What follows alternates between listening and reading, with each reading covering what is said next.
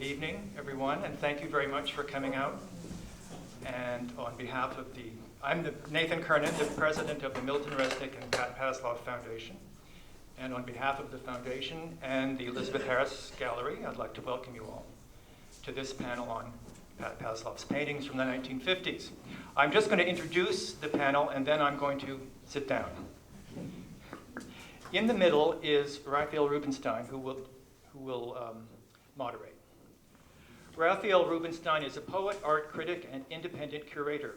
His most recent book, The Miraculous, published this year by Paper Monument, is a series of prose narratives which has been published also in French translation. His other books include a selection of his art criticism, Polychrome Profusion, Selected Art Criticism 1990 to 2002, published in 2004. Several poetry volumes, including The Afterglow of Minor Pop Masterpieces, 2007, and The Basement of the Café Rilke, 1996. He edited the anthology Critical Mess, Art Critics on the State of Their Practice, 2006, and Flammarion has just published his monograph on Shirley Jaffe. From 1997 to 2007, Rubinstein was the senior editor at Art in America, where he continues to be a contributing editor. He is professor of critical studies at the University of Houston School of Art. In 2002, he was named a Chevalier in the Order of Arts and Letters by the French government. He also puts out a great blog, The Silo, which won a Creative Capital Warhol Foundation Arts Writers Grant. Jeffrey Dorfman, to his left, is a painter, writer, and musician. Since 2007, he has been represented by the Ober Gallery in Kent, Connecticut, and in the 1980s, he showed in New York with Oscarson Hood. He received the Henry Ward Ranger Prize for painting from the National Academy of Design in 2006. A retrospective exhibition of his work was held at Rider University in New Jersey in 2013. He is an associate professor of art at the College of Staten Island. Dorfman's book, Out of the Picture, Milton Resnick and the New York School, begun in 1978 with an individual fellowship grant from the National Endowment for the Arts, was published by Mid-March Press in 2004 and is an invaluable resource for information on the artist and his circle. He met Pat Passlof in 1974 and was a close friend until her death. Dorfman is a trustee of the Milton Resnick and Pat Passlof Foundation and is working on a biography of Resnick. Louise Fishman, at the head of the table, is one head of the table, is one of the foremost abstract expressionist painters working today. She earned a BFA from the Tyler School of Art and an MFA from the University of Illinois, Champaign-Urbana. She has had more than 40 solo exhibitions and participated in countless group shows, including 3 Whitney Biennials in 1965, 1974, and this last one in 2014. She is the recipient of many awards, including several grants from the National Endowment for the Arts, a Guggenheim Fellowship in Painting, an Adolf and Esther Gottlieb Foundation Award, and a CAPS grant. She has been a fellow at the MacDowell Colony and received an Arts Award from the American Academy and Institute of Arts and Letters in 2013. Museums owning her work include the Metropolitan Museum, the Jewish Museum, the Carnegie Institute, the Art Institute of Chicago, the Fogg Museum, and the Hood Museum of Art at Dartmouth. Michael Walls, here at the other end, is an independent curator and art writer focusing on American contemporary painting.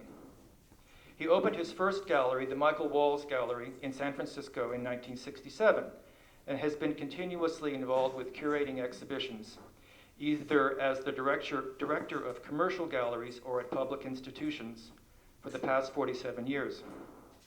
He was for 2 years director of the Virginia Commonwealth University Art Gallery, where he mounted some 30 shows, including an Alfred Jensen retrospective. He feels particularly privileged to have been involved over many years with both commercial galleries and public institutions. Finally, Karen Wilkin is an independent curator and critic specializing in 20th century modernism. Educated at Barnard College and Columbia University, she's the author of monographs on Stuart Davis, David Smith, Anthony Caro, Kenneth Noland, Helen Frankenthaler, Giorgio Morandi, and Hans Hofmann, among others, and has organized exhibitions of their work internationally. She is contributing editor for art for the Hudson Review and a regular contributor to the New Criterion and the Wall Street Journal. She teaches in the New York Studio School's MFA program. Wilkins' friendship with Passlof, beginning in about 2000, was informed by their shared backgrounds in dance. We probably talked as much about dance as we did painting, she has said. Thank you.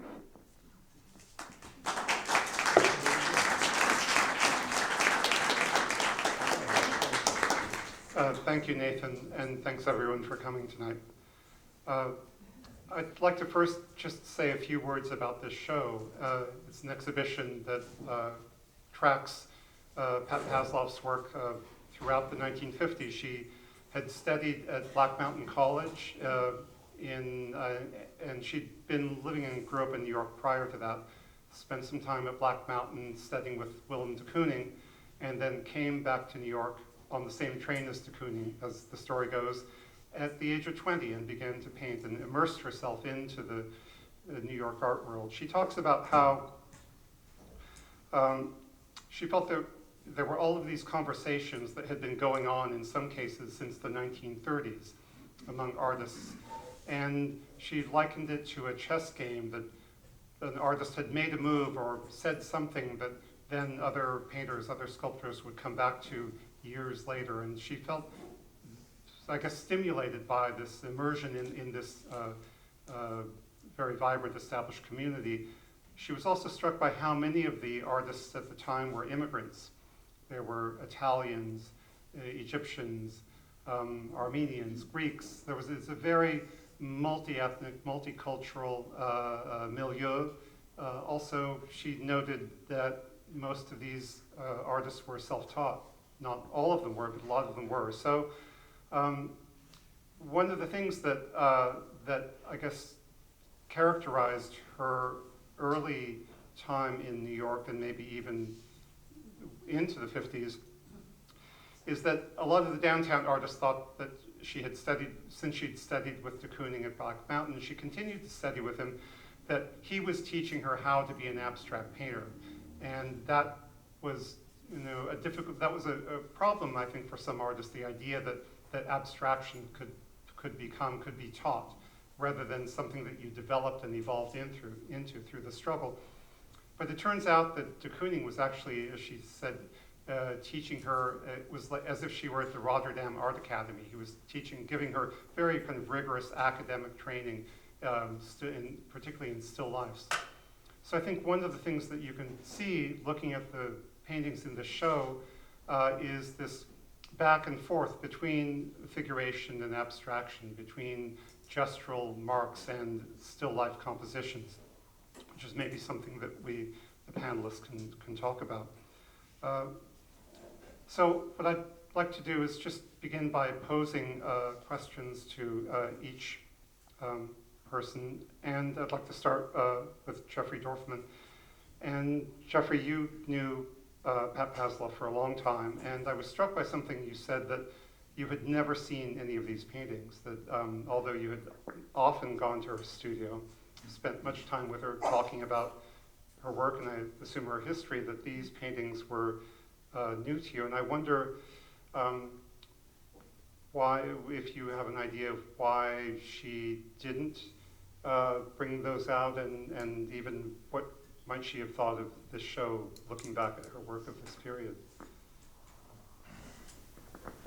Well, as to the last issue, I can't get in, I could never get inside her mind even when she was alive. I certainly can't do it now that she's dead. So what she would think of this would just be speculation. But I would say that you can take from the fact that these works were not on display, and she didn't really pull them out to show you that for her, they were in the past. I mean, these paintings are 50 and 60 years old.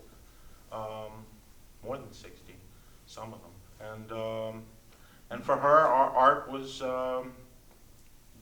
like most of us, it's what you're doing now, you know, or what you've just done. What has released this show is, ironically, her death. I mean, I have no idea whether she would want them out now or not. But now that, you know, when an artist is no longer with us, the work becomes a totality.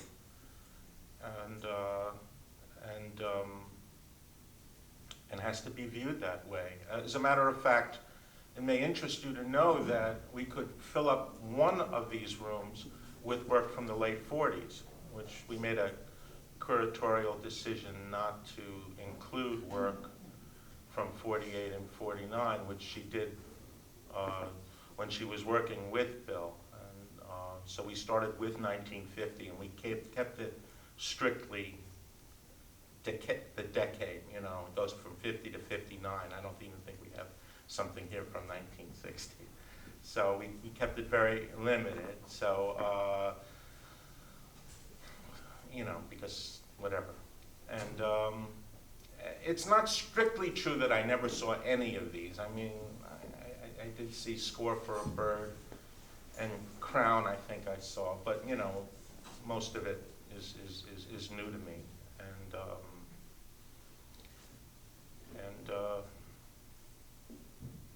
I think that if you had asked her about this show, she would say, "Oh, show what I've just done." You know, I think most of us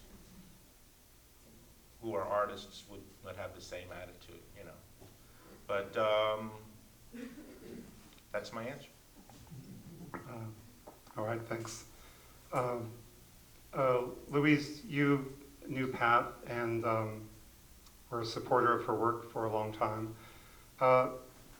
You're, though, also of a different generation, and I wonder what sense you have of the challenges she faced as a woman artist in her generation in New York, and how you think she might have negotiated that, or or your sense of the differences in terms of being a woman painter coming out of the 50s. Coming out in Yeah, the 50s. coming out in the 50s. Well, I actually didn't know Pat that well, but I had an unusual sort of casual friendship with her. And in the beginning, I didn't know her paintings at all because I was when she was teaching at Richmond College, I was taking the ferry out there with her because I taught there too in the Women's Studies program. I think her experience was probably very different than mine because they had a very radical, politically radical program in which I was teaching something called lesbians as creative people. And it was actually the first, it was the first women's studies program in the United States. And, I mean, and I guess On Staten anywhere. Island. On Staten Island. Of all places. Well, what I found out later is that Richmond College was actually, Richmond College is a senior college. Staten Island Community College is the first 2 years, is that right? I'm not sure. They combined. They combined. Oh, it's now CUNY. It's one entity. Well, what 4 years CUNY did in the 70s was to take all the radicals from all the CUNY universities and throw them out into Staten Island to get rid of them because, you know, they were causing so much trouble, revolution everywhere they were, and it was a very smart move, and I think a lot of those radicals didn't really get what was happening because they were on Staten Island, and they sort of fought with each other all the time. I'm sorry, this is a sort of a distraction from the question. But, so Pat, I didn't realize, my memory isn't that great about that period, except for the fights we had during the meetings where the students and the faculty ran the program, decided what courses were going to be given. I don't remember Pat at but she must have been there because everyone who taught there went to those meetings and so on. But I continued to bump into Pat over the course. I mean, I came from Philadelphia, so my experience was very, very different than Pat's growing up in Queens, going to school at Queens for a while, and then going to Black Mountain. I mean, it would never have been an option for me to go to Black Mountain College. You know, it just wasn't in the cards.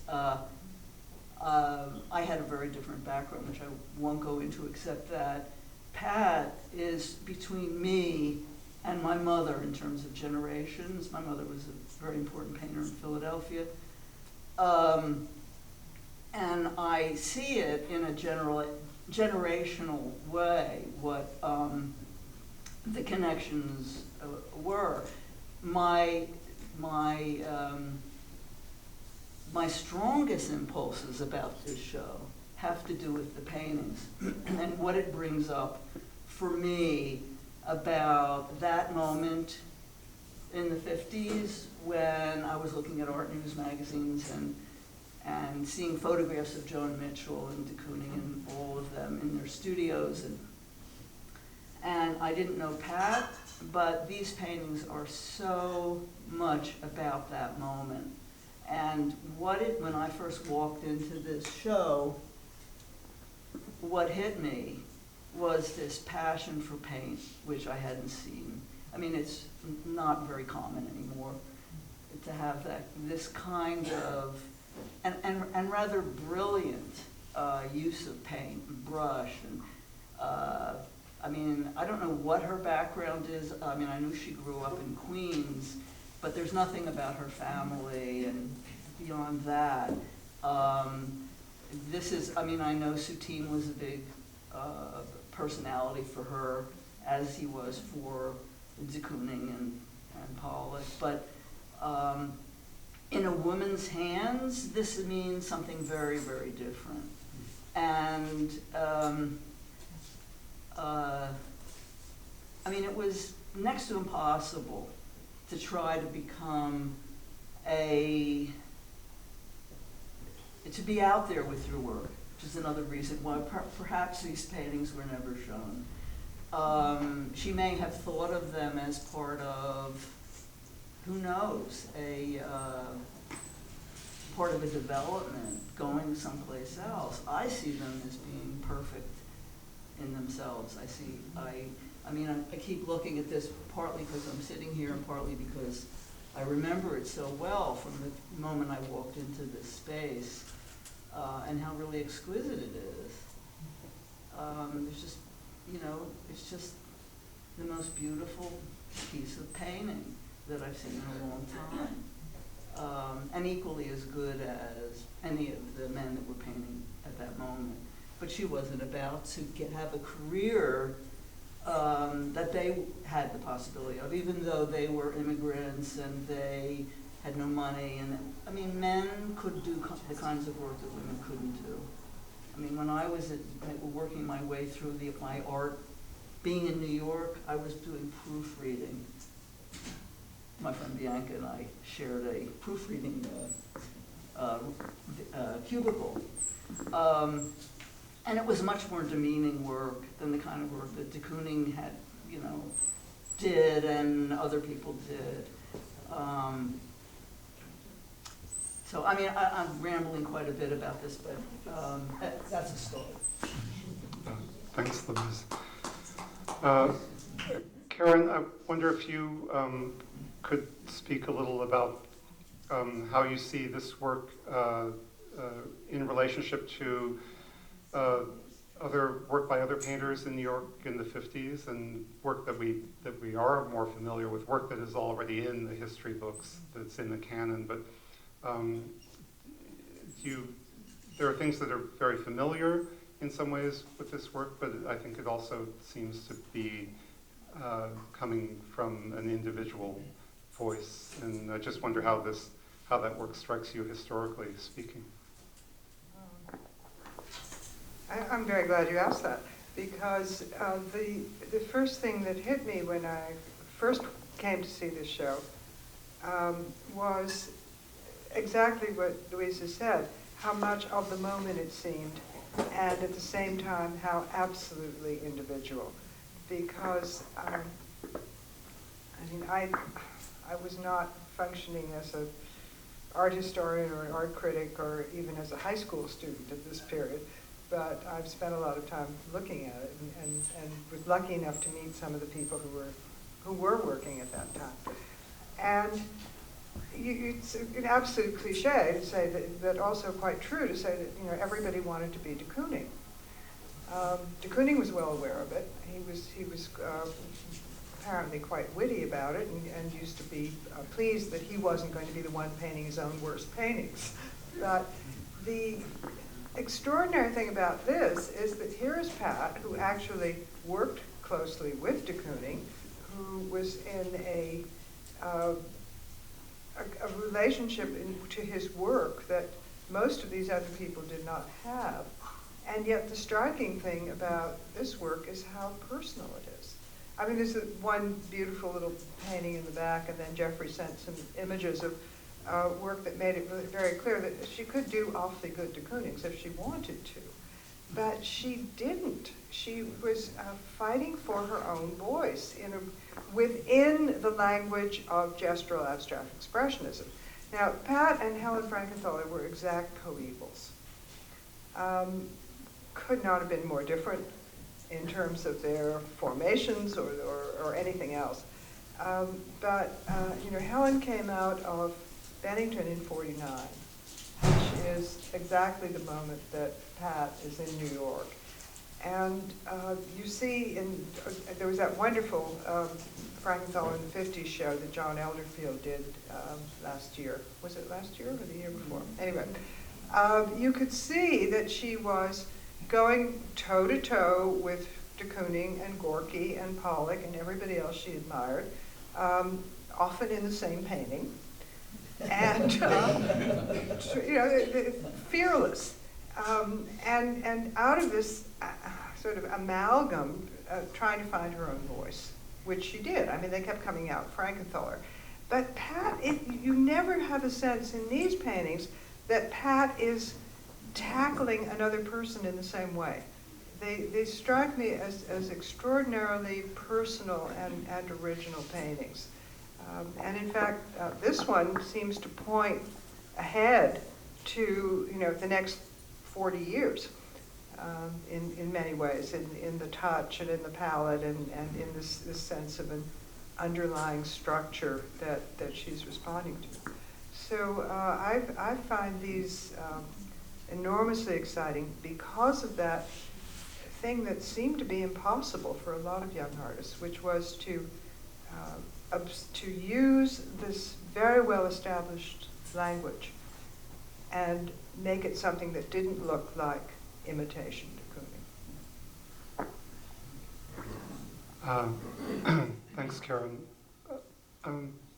Speaking of the next 40 years following the work in this show, Michael, I know that you've been engaged with and interested in and appreciative of Pat's later work, and I wonder if you could just share with us a little your sense of her overall development, or how she kind of moved through her career and her life and her work as an artist over time. Is that something you could say a few words about? Oh, yes. Thank you. I will admit to being very much a Johnny-come-lately when it comes to Pat's work. I will admit that the first time I included Resnick in an exhibition here in New York, thematic exhibition entitled In the Realm of the Monochromatic, he was present, and I continued to follow his work. I can say with a degree of embarrassment and certainly some sense of loss that it was quite some time before I really began to study Pat's work and appreciate it. The only time I ever included her in an exhibition And by an odd coincidence, this was a show that I was invited to do. I was invited to do an exhibition for the Painting Center, the subject of my own choosing. And I did an exhibition called Painting a Passionate Response. And by a lovely coincidence, Louise was also in that show.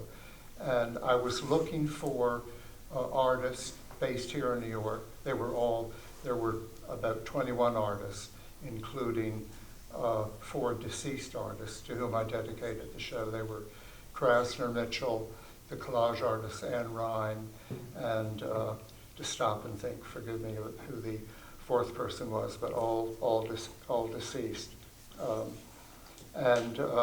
I've always been interested in the process, looking at it from what I call the other side of the easel as a gallery director and independent curator in more recent years, how artists go about finding and nurturing their own voice. I'm very touched that all of you speak of what an independent, that she already was her own person in this body of work. And I'm struck by how fresh it is. I have to say for myself personally, over the years I've developed a specific interest, a very intense interest in work that has an all-over structure. It's something that I hope before I kick the bucket to do a very ambitious show of the many artists. There are many people who come to mind, notably Pollock, in a way almost archetypal. And I was thinking that despite the tutelage, I think was the word that, Karen, that you used possibly. I didn't, I should have. Or was it David Cohen? David Cohen. Despite her well-documented relationship, student and master, with de Kooning, I find in certain ways something that she seems to me to have discovered over the years, slowly but surely. There's no one strong example of it in this early body of work, is the beauty and the openness of using parallel lines as one's image. One of her most beautiful paintings was a series of work, the exhibition that in 2000 that Karen wrote a very perceptive and touching essay on. Oddly, she was speaking about the relationship between her music and dance, and I know that she was a frequent, she studied Tai Chi, and when the critic David Cohen said to her, "Tell me the relationship, do you find this going to Sarah Delano Roosevelt Park on the Lower East Side from her nearby synagogue studio / home, I guess on a daily basis?" He said, "Do you find that the rhythm, the discipline of Tai Chi aids you in the studio?" And she said, conversely, she said, "To the degree that I feel I've gotten anywhere in working in Tai Chi," she said, "it's just the opposite." She said, "I feel it's the physical activity and the focus I have over paint of all these years in the studio that have served me as a student of Tai Chi." But it's interesting that that in an exhibition where Karen speaks about the references to dance, she spoke of a motion which I found very, very moving in dance, specifically in classical ballet, where in making a dramatic gestural leap, the greatest ballerinas,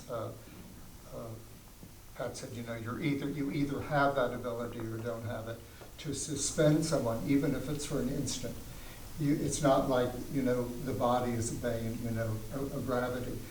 There's the sense that just for this crucial instant of time, that one is suspended. And that was something that she hoped for in her own work. She speaks about, you mentioned the three words. She spoke of movement, speed, and stillness as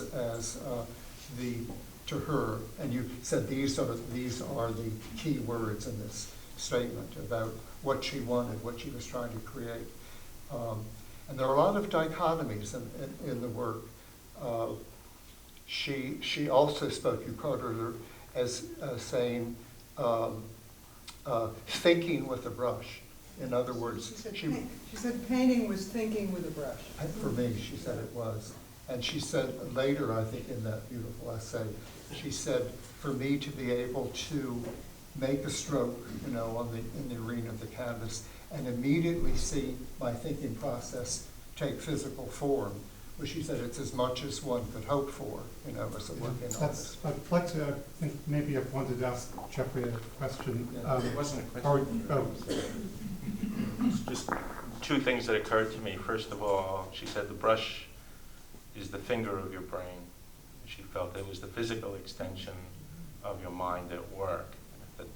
The point, well, whether point you're using a flat or a round, you know, it doesn't matter, but you know, at the point where you touch the canvas, your mind has to be behind the brush. And you know, a lot of popular misconceptions about this way of work is that this type of work is that it's done in some sort of frenzy. We know who we have to thank for that. Yes, we do. The other thing about the dance is, and I think I may have lost my chain of thought because two things that occurred. Oh, yes. You know, she was always against the idea of art as communication. So was Milton. And, you know, they made a very clear distinction between expression and communication. But she used dance in that capacity. She says the dancer doesn't dance to you, he dances, or she, as the case may be, dances for you. And what she meant is that, so at that leap that we're talking about, that suspension, that the audience, the dancer is doing it because the audience can't do it. The audience is leaping with the dancer. That's what she meant by for you. And so, so that's that lift. You feel it within yourself. You can't actually execute it, but you can feel it. And that's, to her, that was not communication, that was something else. The dancer dances for you, not to you. And it just occurred to me when you were talking about dance, so I thought I'd throw that in. Not to divert this to a dance discussion, but one of the things that created a real connection between Pat and me when we first met was the fact that we had both studied at the School of American Ballet, at Balanchine School. She briefly, it was really more because of her sister, who was also a dancer. But one of the things that is so fundamental to Balanchine technique is the idea that it is not communication. It is a very three-dimensional expression. And we did talk about this, and we used to talk about the Balanchine dictum, don't think, darling, just do. And that was very much a paradox because, as you say, you know, Pat did say that painting for her was thinking with a brush, and she did go on to say that this was allowing her to see her thoughts in an instant, which she found very, very exciting. But it was not the kind of storytelling thinking that would go along with communication.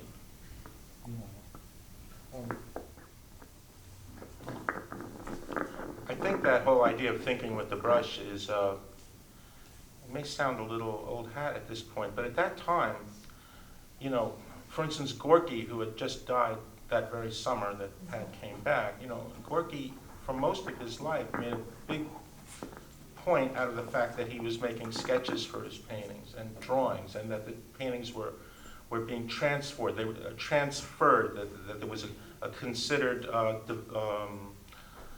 He felt he was being responsible, you know, by having drawings and preparation, and that he wasn't, in fact, winging it.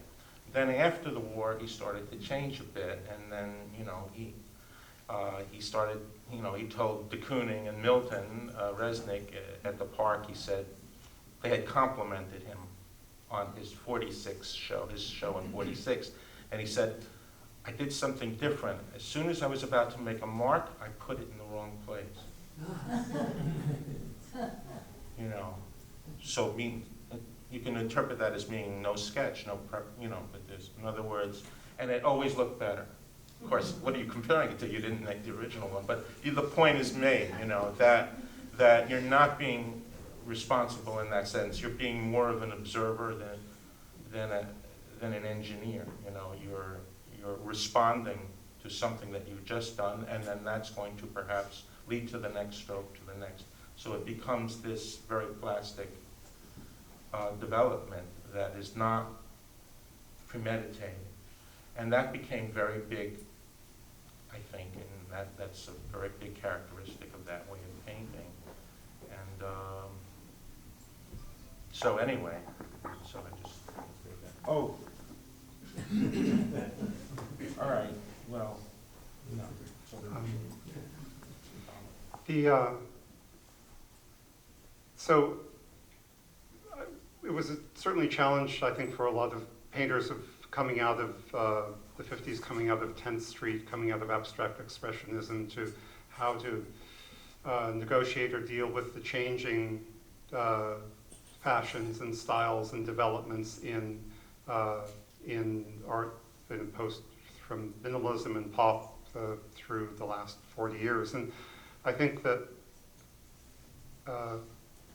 one of the things, I guess, that even though your work is quite different, but that you and Louise, that you and Pat share is an ongoing, continued commitment to abstraction, to a certain kind of very physical, very present painting. And I just wondered if you could say something about that. You know, what does it take to remain true to a vision over a long period of changing styles and changing structures? Oh, there's probably a million answers to that question, but you know, that period, well, first of all, when I went to graduate school, I went out making gestural paintings. When I got there, I went to see the Al Held show at the Chicago Art Institute, and he was beginning to do these very hard edge kind of paintings, the early ones. And I went back, and all the graduate students, there were, I don't know, 20 of us, started comparing notes. And there was this sense that you couldn't make a free mark anymore, that you couldn't, that was passé.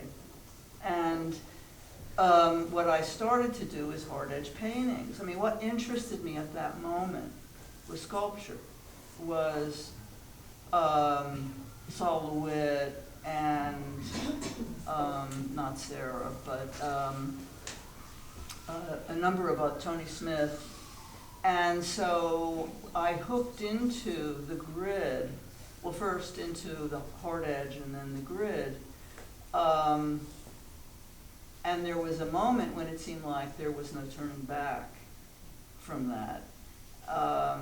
And what did turn me around, and where I had a tremendous kick in the ass, was from the women's movement and the lesbian movement that I was very involved with. And what happened in my sort of a revolution in my work, in my brain, in my life in every way, was I knew I could do anything I wanted. And instead of doing large paintings that were hard to find a place to store, and pieces that I thought were appropriate at the moment, I did exactly what I wanted. I cut the paintings up, I stitched them together. Anyway, so I had a kind of privilege in a way that Pat didn't have at that moment. And I gradually just worked my way back to making paintings and to thinking about the most basic things that had been the initial impetus for this sort of athletic and sort of Russian Jewish connection to the brush and making marks, and there's so many things to talk about here. It's hard to actually separate it out, but I think it was really hard, those moments during that period where, I remember some artist who was showing with Paula Cooper, the guy who did the Dreams, and he numbered all his pieces. I can't think of his name. Jonathan Borowski. Yeah, he came to my studio, and I was doing at that time I was doing these grid paintings, and he said, "Oh, well, painting is dead, but these are the only kind of paintings that one can do now." And I thought, oh, well, good for me, but it was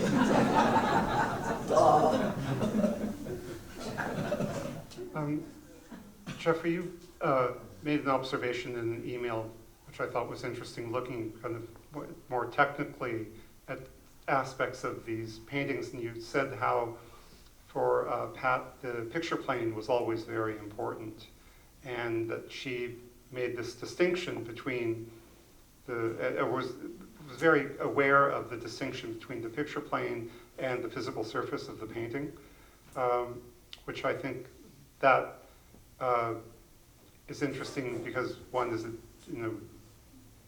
goes against some sort of superficial cliched ideas of abstract expressionism, but it also speaks to this back and forth in her work in the 50s between representational space, between objects which are almost recognizable, if not sometimes recognizable, or evocative of things in the world, with the very physical gesture. And so I'm assuming that that's something that she spoke to you about in general, about this idea of the picture plane. Well, I think for her and for de Kooning and for Milton and for that whole group, they didn't have any concept really of painting without the picture plane. That for them, the picture plane was the rigorous part of painting, and it was something that she used the word consolidate, okay, but I think it's not a question so much of whether you can recognize something or not. And, one of the things that bothered her about Bill's work were the eyes and the vaginas and all that stuff. She thought it was real cornball and actually a kind of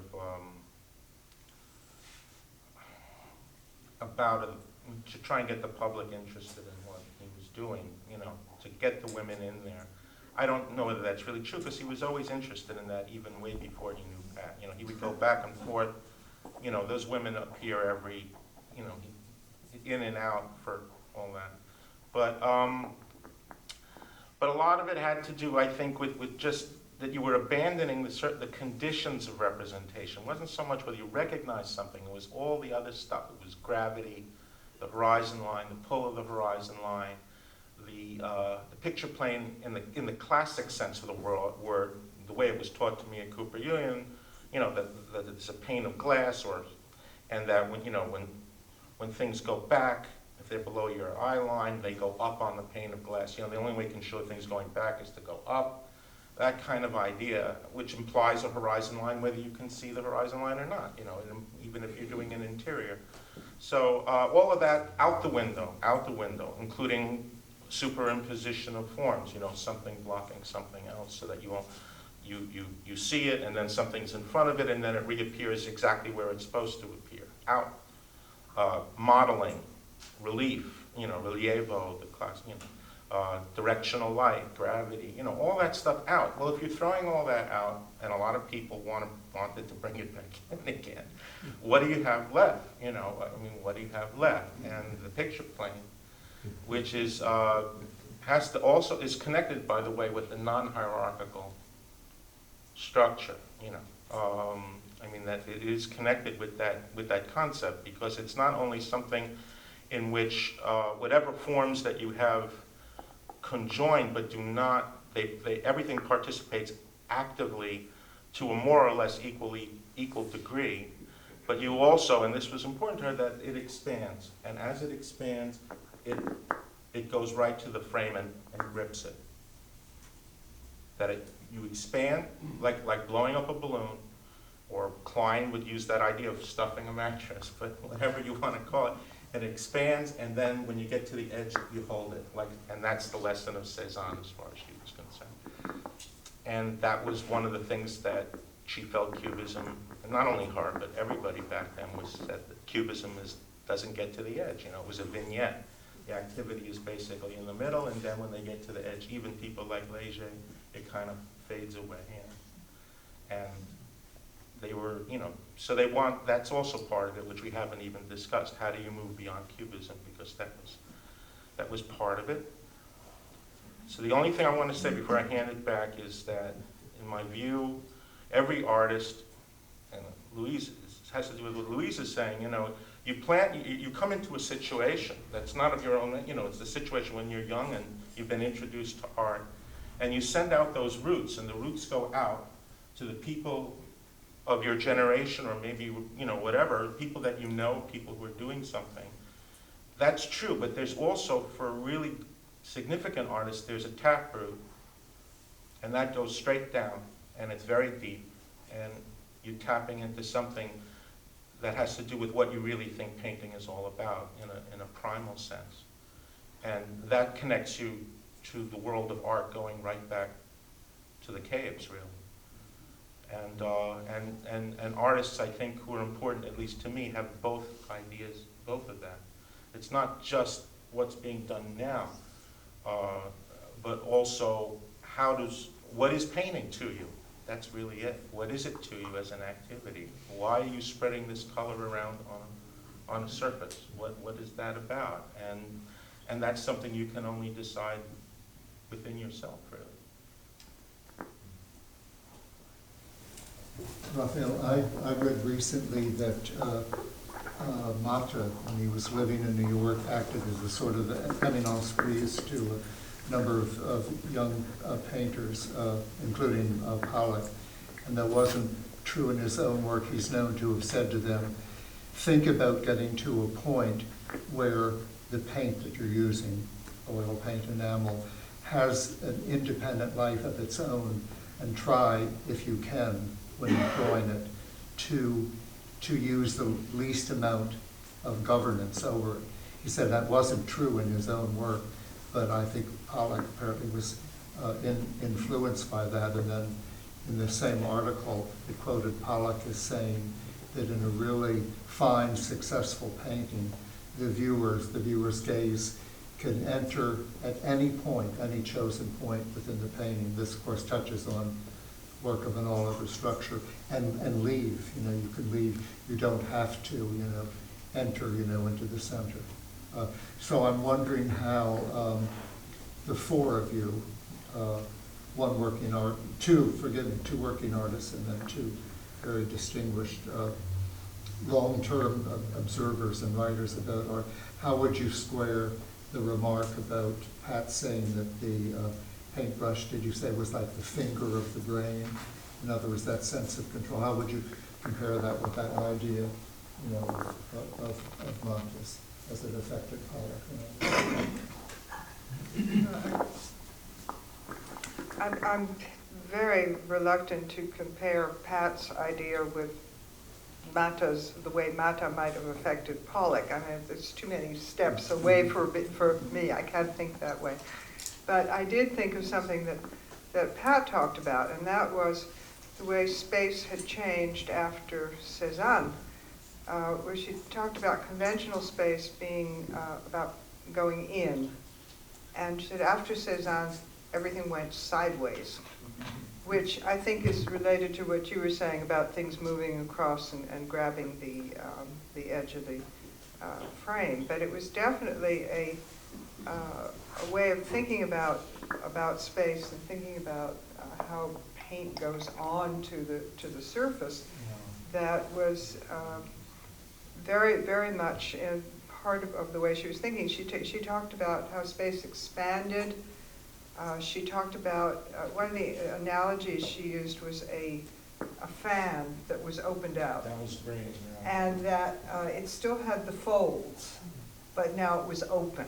So Nothing was hidden. Nothing was hidden. It still had the memory of another situation. And that really stuck with me. It's a beautiful concept. Yeah. Yeah, I've never heard the fan analogy from anybody else. I think she may have originated that. I never I have suspect come she across did. I that haven't come across it in in anyone else. anybody else. And that includes people who painted on fans. Right. Yeah. But it's something that Louise has touched on, and I mean, you guys are forgiven for not thinking about it. But think about what it meant to be a young woman wanting to make significant art in the early 50s. I mean, the leading painters were the most chest-beating, self-regarding group of alpha males you can think of. And, you know, to have a studio of your own, to be working the way she was working, much less having gone to Black Mountain in the first place, that was courageous, and it was not typical. And that, I think that gutsiness is in these paintings. What's always struck me as odd is how many of the, I was mentioning earlier how extremely difficult it is for artists to find their own voice, you know, as to develop and maintain and have it grow and widen. But an aspect of that is having allies, having a critic who is supportive. But I've always thought of so many of the famous dealers of that time, Vicky Guggenheim, the legendary Betty Parsons, who, like our host who has brought us all together, the wonderful Elizabeth Harris, she herself was a painter.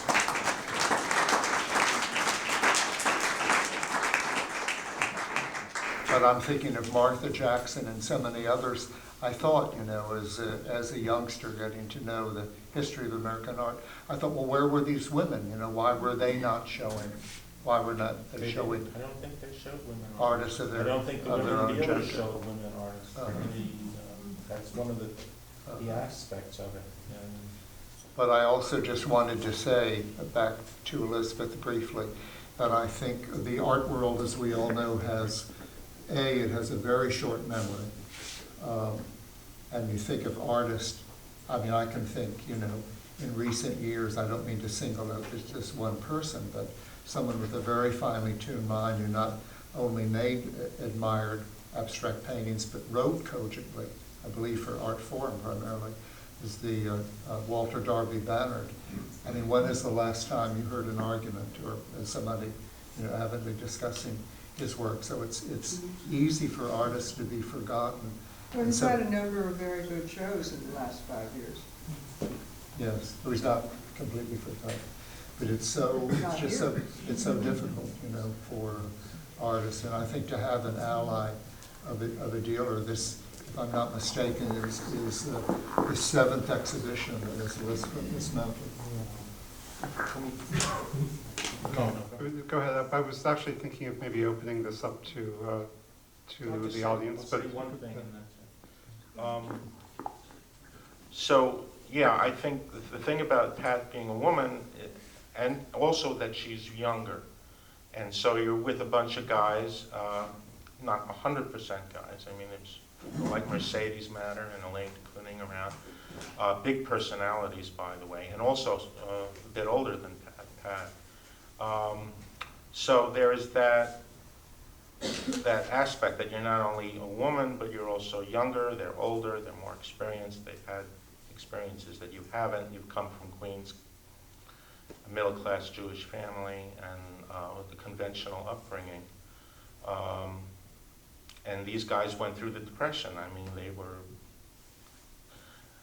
were survivalists. But for her, I think the only analogy I can really come is it's like running off to the circus. You know, it's like, that's really what it was for her. Because, you know, I got in touch, I found all these love letters from some guy, 50 love letters. And so I decided to Google him. And this is from 1947, 46. And I figured, well, maybe he's alive, you know. Turns out he was alive. He's a retired professor of comparative literature at USC. And I won't say his name, but I got in touch with him and I said, I've got all these letters here for these, you know, and they're not from you. They're all letters from him to her. I said, do you have any letters from her to you? And he said, no, she didn't write me. She said she was cold and this and that, you know, but you can see he was absolutely enthralled with her. So I said, so what happened, you know, how did it end? So he says, well, she went down a Black Mountain. She said, I'm going down a Black Mountain. And that was the end of everything. You never saw her again. That was, you know, it was like, that was it. That was it. And I don't know whether Pat's sister is here. Is Eileen here? Eileen? No? Okay. Eileen, by the way, is Eileen Passlof. She's a very well-known dancer and the head of her own company for many years. She was a professional dancer. But she said, you know, I was interviewing her and I was asking her also about Pat, and the same thing. She said, well, we were close and this and that, and we're sisters, and I was a little bit younger, and I really looked up to her. And then she said, I'm going down a Black Mountain for 2 months, and she said, and that, you know, just separated us. That was just this big, you know, so it really was a little bit like, you know, running off to the circus. It was like, I'm not coming, goodbye everybody. You know, this is it for me. So, you know, it was an incredibly dramatic and delightful time for her. I don't think she felt, oh, those horrible men, what are they, you know, she never talked about it like it was oppressive. No, I'm not right in that relationship. I'm just. They were big personalities and She was playing. She wanted to play with the big boys. She did. She did. Well, you know, she was there before the club. She was at the Waldorf, and she helped to make the club, you know, but they wouldn't let her join. I don't know how many people know this. The women weren't allowed in until probably about 6 months later, and the reason why they were let in is because it was kind of boring without them. You know? But originally, the original idea in the club was no women, no homosexuals, and no communists. The last was the most ironic because most of them were former communists, so I have no idea. But they were terrified of McCarthy, and they were terrified of the government coming in and seeing them as some sort of radical, revolutionary, you know, group with political leanings, so they wanted to do that too.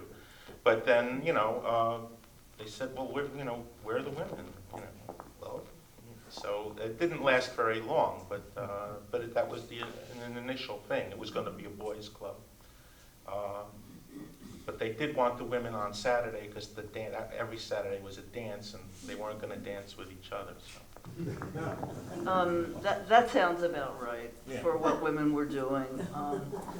I think that we make light of the fact that women had an impossible time during that period, and till the present moment, a very difficult time. I went to, this a little vignette. I was in school in Philadelphia in the 50s, and I would go to New York by bus, and I would, look at some shows and buy some art supplies. And one day, I went and I bought some rice paper. I hope it's okay to tell this story. And I went to the Cedar Bar with my friend, and I walked in and I passed a table with, I knew what these people looked like because they were all in art news. Joan Mitchell, it's funny I can't think of his name. Paslof's husband. Milton. Yes, Milton. Milton was sitting on the edge, and there were about maybe 4 or 5 others in this booth. And I had a rolled up package of rice paper, and I sat down, and we had a couple drinks, and Milton Resnick went like this to me. And I thought at that time that I was going to get to New York, and I was going to be friends with these guys, and I would be part of this community. Well, I went up, and he said to me, they were all looking at me, and he said, I was probably 18, maybe. So what is that in that roll? And I said, it's rice paper. Oh, what do you do with rice paper? I mean, I think this story actually tells you a lot about what Pat dealt with. And I knew he knew what rice paper was used for. I said, I'm making woodcuts. And then he went like this, and he motioned for me to sit on his lap. And I took a look at that group, and I turned around, and I walked back to my seat, and I thought, that's it. Now I know what it is that I'm not going to get, and how I'm going to have to fight to make my paintings and to do my work. And I never expected to show. I didn't even expect that I'd be able to teach. I just wanted to paint. There are many examples of women who drank themselves to death. I mean, our history is rife with disasters. My aunt, Razel Kapustin, who studied with Siqueiros and told me abstraction was terrible, and I pretended I wasn't doing abstract painting. And she told my mother, who was a painter, to study with Hans Hofmann. My mother couldn't leave the family. My mother's a very good painter too. So there's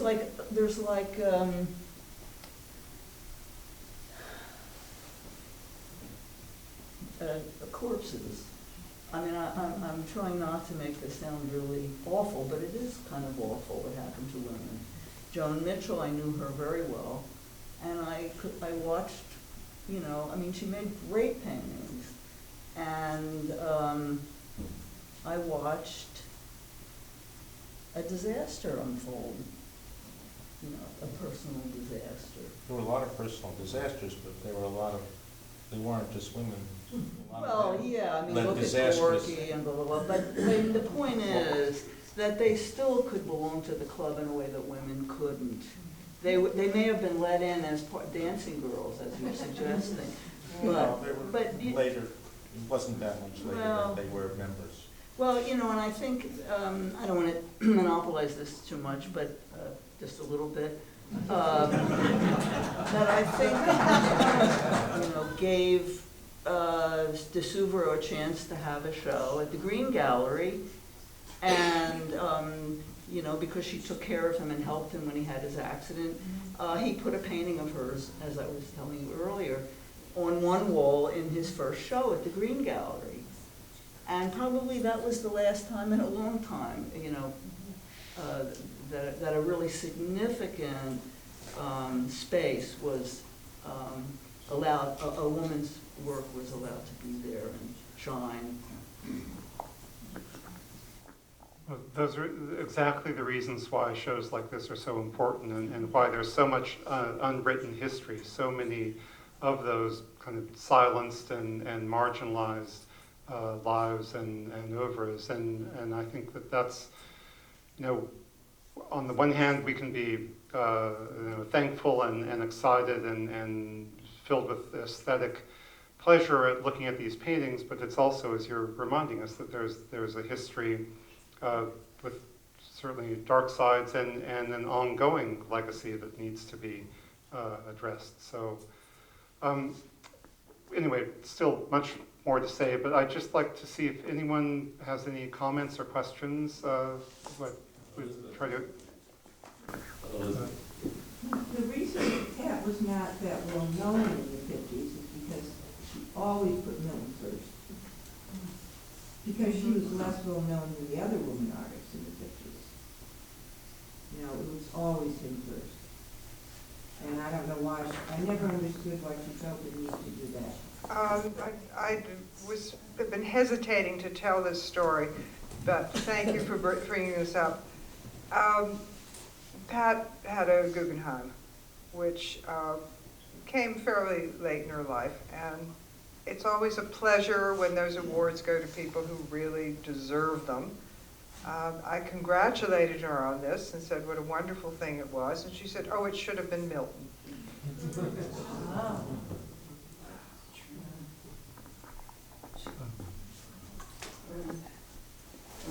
The bar, first of all, everybody, the Cedar Bar, okay?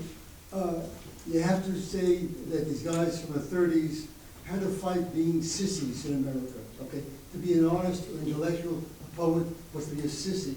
And a lot of that drunkenness was kind of a stupid scene, a horrible scene that came out of being masculine, an idea of being masculine. Okay.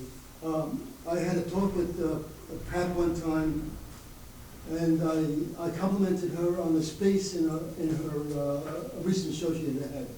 And she said, there is no space in painting. You know, very Pat way. You know, there is no space in painting. And end of the conversation.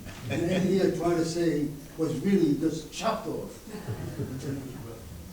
Now, the same thing when you talk about communication, you talk about an aspect of communication, maybe sending a message, telling a story, but not commune.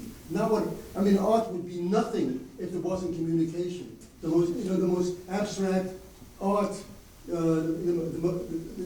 as deep into the individual artist as possible. It has to communicate. It has to be a point of commune.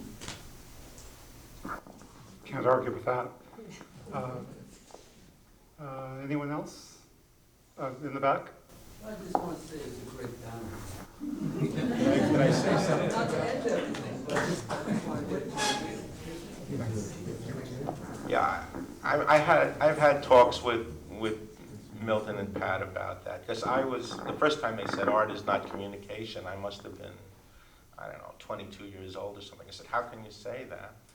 And I think, their feeling is that to communicate with somebody, you need some sort of calculation of who you're talking to.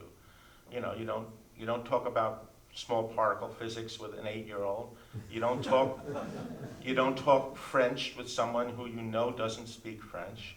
So it kind of means that you have to have some concept of who you're communicating with, and for them that was a no-no. They associated that really with people like Ronald Reagan, who knows exactly who he's talking to, and not only the words he used, but also what he doesn't say.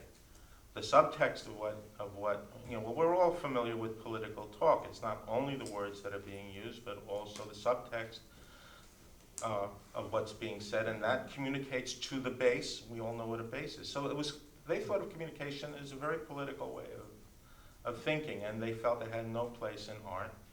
And so I'm just explaining the way they thought about it.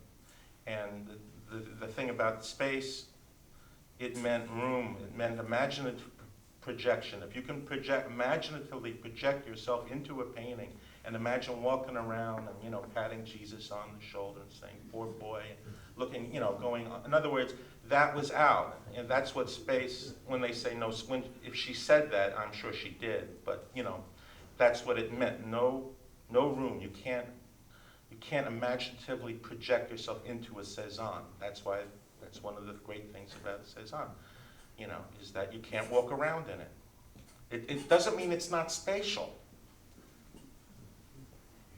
It's spatial, it's not flat, but it doesn't have that room and air where you can go here and there, like in a classical painting, where you can imaginatively walk around and get to the other side of the desk, not just this side, but go around to the other side. Yeah, it's like you only see half of everything. It's like if I show you a ball or an orange, you can only see 50%. So the 50% you can't see doesn't count. It's not part of art.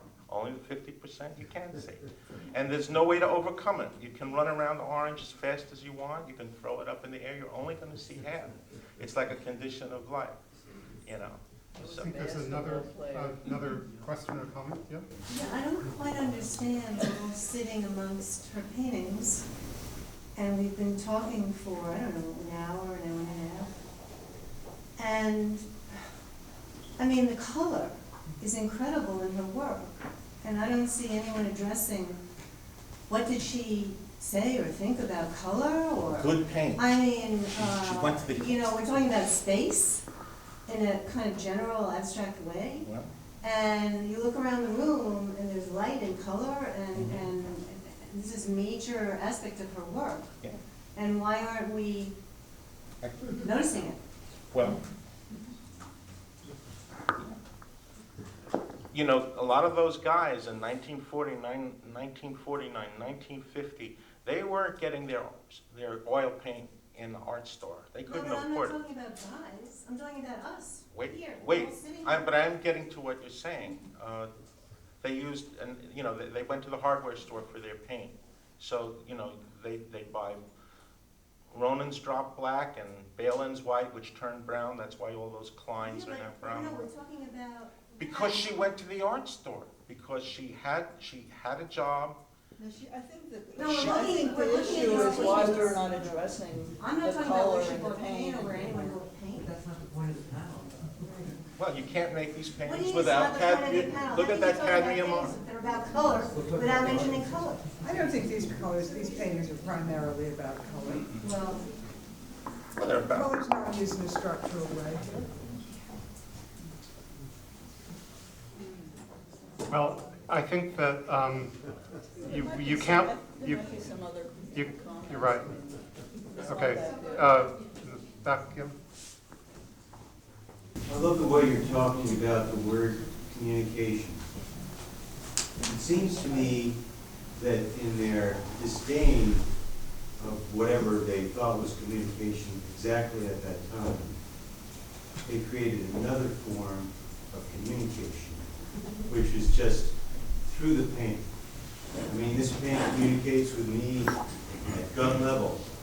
And, you know, when I look at calligraphy, you can read the soul of the painter, whether it be a Chinese painter from 500 years ago, or de Kooning, or this painter, or anyone. I mean, paint has a way that it communicates, and by its body, by its color, by its use, that is transcends verbal communication, specific communication, and that's what's beautiful about painting. Now that they rejected that kind of communication, they found a new kind of communication. Thank you. I just want to say something. Would you, I mean, the whole idea of just going back and forth with communication, don't you think that any painting that's has any significance, don't you think it has essentially a conversation that goes on, a pictorial conversation, rather than the word communicate? If there's a conversation, there seems to be some sort of interaction between the viewer and the artist and the work.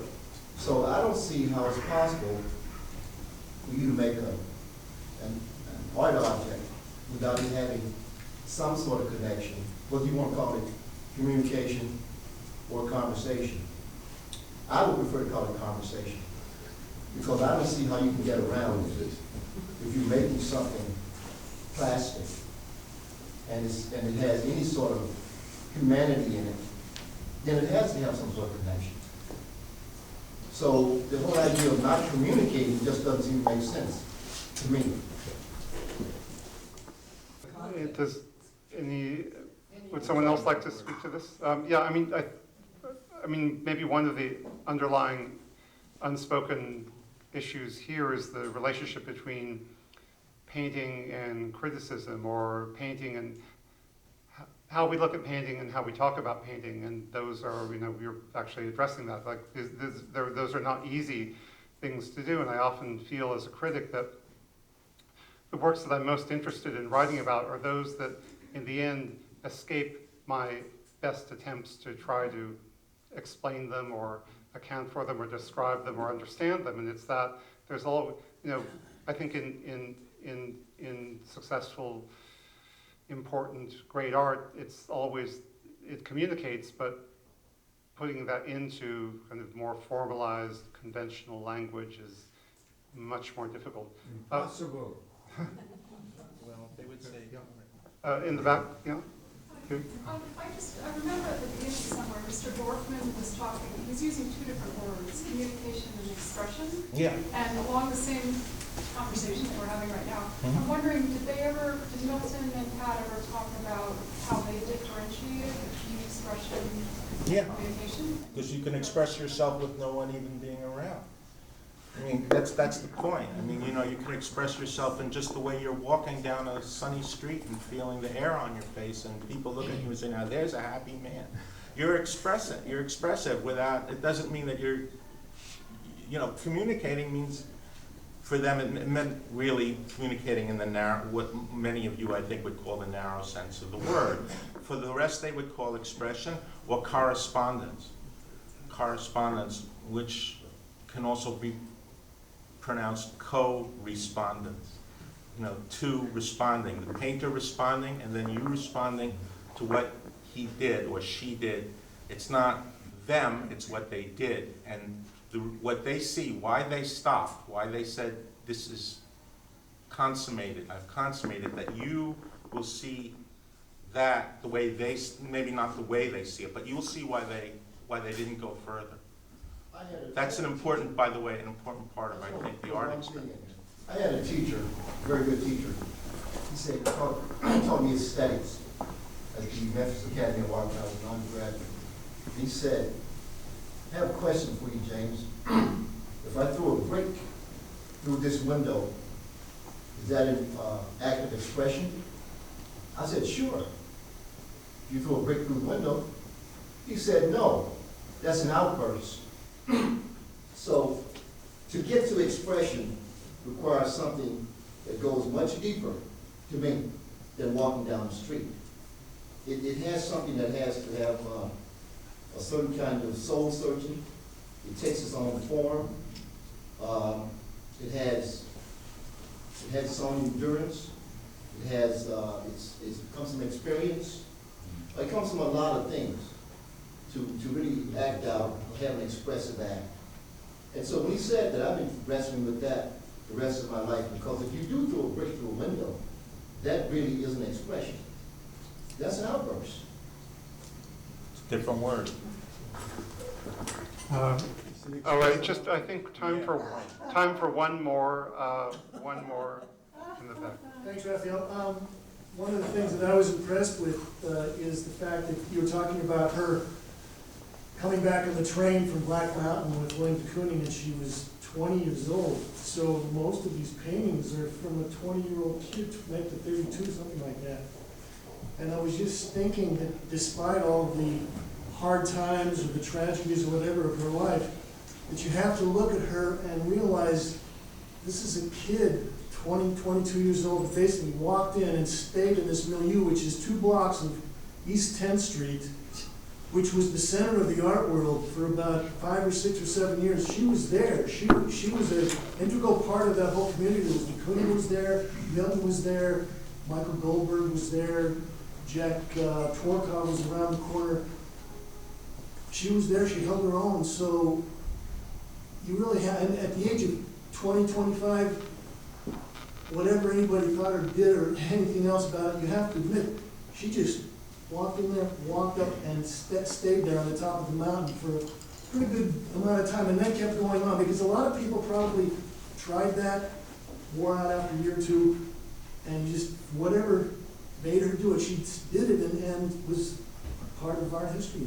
Yeah, Lauren, I think that's a really good point, and it's good to remember that all of the paintings we're looking at here in the gallery were made by someone in their 20s. And I want to thank everyone for coming, and thank Elizabeth for hosting this event, and thank the panelists, and thank you all.